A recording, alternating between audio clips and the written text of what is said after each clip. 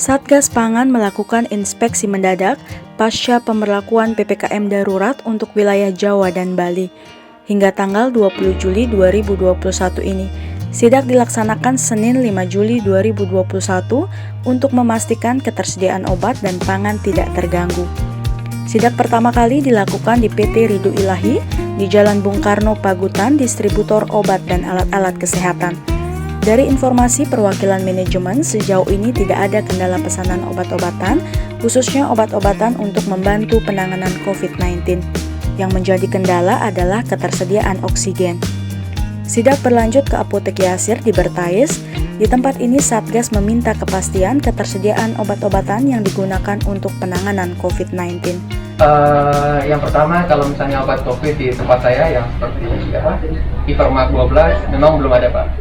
Belum ada. Kemudian generiknya pun Ivermectin produk keluaran dari Indofarma itu belum ada. Karena kemarin saya juga sempat tanya ke distributor, memang masih kosong. Sidak kemudian dilanjutkan ke Lotte Grosir di Abian Tubuh. Satgas meminta kepastian terkait stok kebutuhan masyarakat, terutama susu bir brand yang diburu di Jakarta, bahkan viral di media sosial kepanikan masyarakat yang memborong susu ini.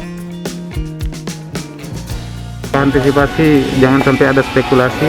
Nah, memang saat ini kita cek distributor daripada tabung oksigen, kemudian obat-obatan, dan kemudian di market yang menjual kira-kira minuman-minuman yang bisa meningkatkan daya tahan tubuh.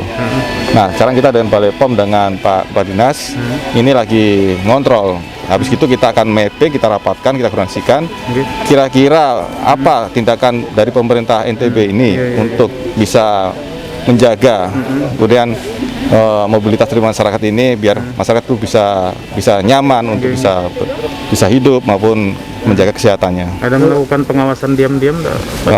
Kami selalu lakukan penyelidikan pengawasan. Pasti itu, karena kita harus menjaga ekonomi nasional di NTB ini. Kalau stok tabung gas? Saat ini tabung gas kosong sekarang.